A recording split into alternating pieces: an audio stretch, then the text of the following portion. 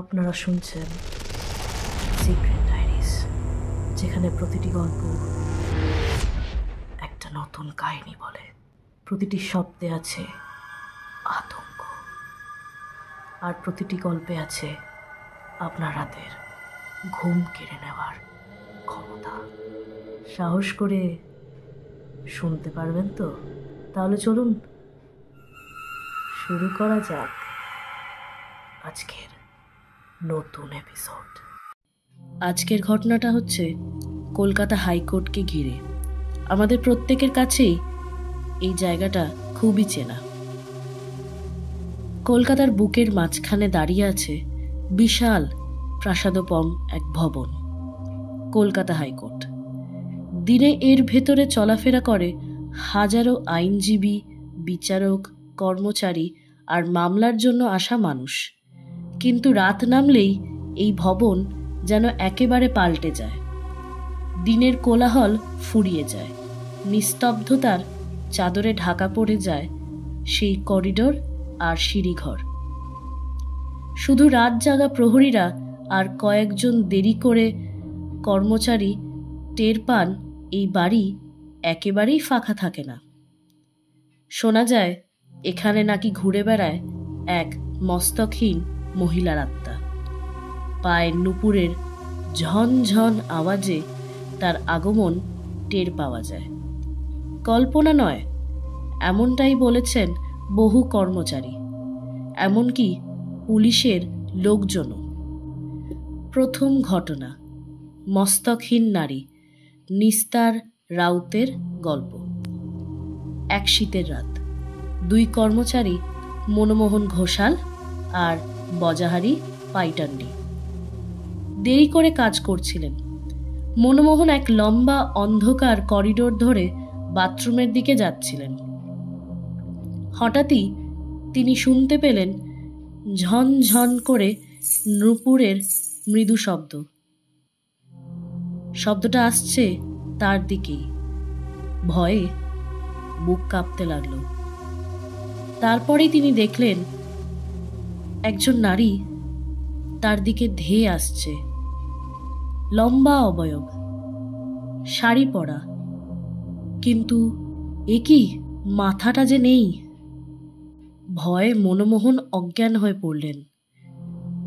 কিছুক্ষণ পর বজাহারি ছুটে এসে তাকে মেঝেতে পড়ে থাকতে দেখেন, আর দূরে অন্ধকারে সেই অবয়ব মিলিয়ে যায়।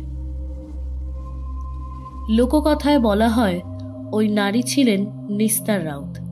19 শতকের শেষ ভাগে তিনি ছিলেন এক যৌনকর্মী, কিন্তু তিনি প্রেমে পড়েছিলেন এক ব্যবসায়ীর, শালিগ্রাম নামের।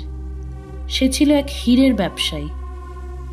নতুন করে বাঁচতে চেয়েছিলেন, তাই আদালতে আবেদন করেছিলেন যেন তার নাম যৌনকর্মীদের সরকারি রেজিস্ট্রি থেকে মুছে দেওয়া হয়।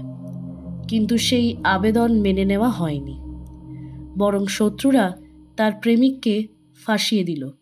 আর কিছুদিনের মধ্যেই নিস্তারের মস্তকহীন দেহ পড়ে থাকতে দেখা গেল। তারপর থেকেই মানুষ বলে আসছে নিস্তারের আত্মা আজও কলকাতা হাইকোর্টে ঘুরে বেড়ায় ন্যায় বিচারের খোঁজে।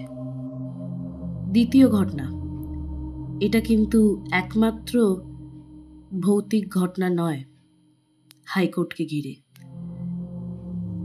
আরেকটা কাহিনী আছে এক কবিকে নিয়ে। তার নাম ছিল তপিস। ব্রিটিশরা তাকে বন্দি করে রেখেছিল। দিন দিন তিনি অসুস্থ হয়ে পড়লেন, অথচ তাকে জল দেওয়া হয়নি। তৃষ্ণায় কাতর হয়ে অবশেষে তিনি মারা যান। কথিত আছে তার আত্মা আজও করিডোরে ঘুরে বেড়ায়, হাতে ভিক্ষার ভঙ্গিতে যেন জল চাইছে। রাতের নীরবতায় অনেকেই শোনেন করুণ কণ্ঠস্বর, পানি পানি। এরপর সরাসরি আমরা চলে যাব আমাদের শেষ এবং অন্তিম ঘটনায়।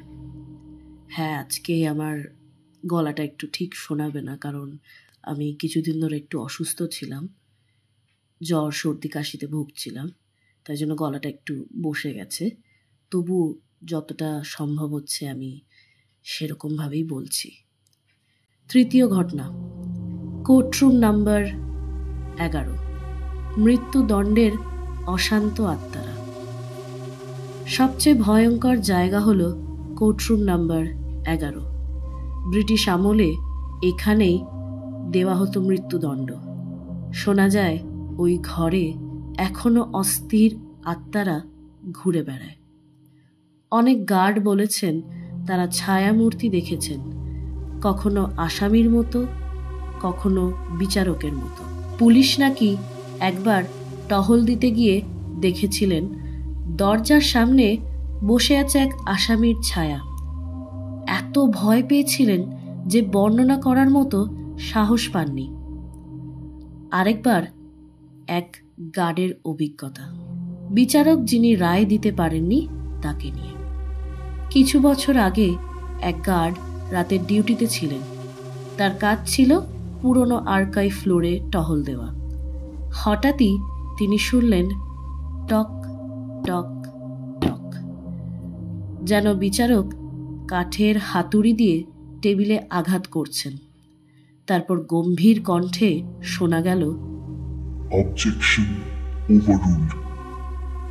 তিনি টর্চ জ্বালিয়ে দেখলেন দূরে এক কালো পোশাক পরা বিচারক দাঁড়িয়ে আছেন, কিন্তু তার পা মাটিতে ছোঁয়নি। গার্ড দৌড়ে নেমে আসেন। পরে লোকজন বলেন তিনি যে বিচারককে দেখেছেন তিনি হলেন অরবিন্দ কুমার, যিনি 1968 সালে হঠাৎ এক মামলার সময় মারা যান। তার রায় অসম্পূর্ণ থেকে যায়, তাই নাকি তার আত্মা আজও সেই রায় ঘোষণা করার অপেক্ষায়। রাত বাড়লে হাইকোর্টের করিডোরগুলো অস্বাভাবিক ঠান্ডা হয়ে যায়। কোথাও ফিসফিসানি, কোথাও পাখার হাওয়ার মতো শব্দ, আবার কোথাও অদৃশ্য পায়ের শব্দ। অনেকে বলেন এগুলো কেবলই ভয়, হ্যালুসিনেশন বা পুরনো স্থাপত্যের শব্দ, কিন্তু যারা নিজের চোখে দেখেছেন তাদের কাছে এগুলো নিছক কল্পনা নয়। আজও যদি ভোরের আগে কেউ হাইকোর্টের পূর্ব দিকের জানলার দিকে তাকায়, মাঝে মাঝে দেখা যায় এক কালো পোশাকে অবয়ব দাঁড়িয়ে। জানলার ভেতরে এক হালকা আলো জ্বলে ওঠে, আবার নিভে যায়।